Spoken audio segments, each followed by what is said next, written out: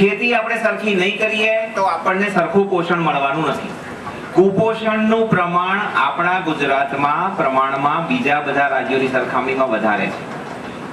કુપોષણની જો દરની વાત કરું તો 100એ લગભગ 52 છોકરા જ પ્રમાણમાં સારા વજનવાળા છે અને બાકીના 48 છોકરા કુપોષણ ધરાવે છે. અમારી આંગણવાડીની બહેનો જે વજન કરીને આવા બધા આંકડા અમને આપતી હોય છે.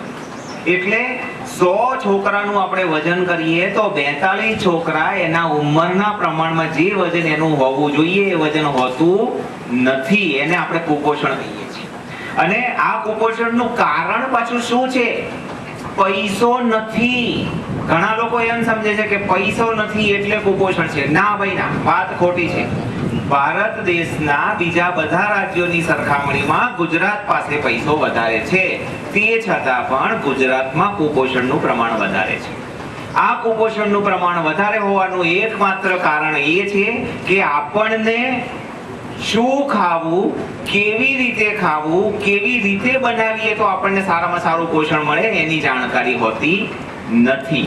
એટલે આપણા ત્યાં જે કુપોષણ છે એ જાણકારીના અભાવના લીધે છે. ખોરાકનો અભાવ નથી.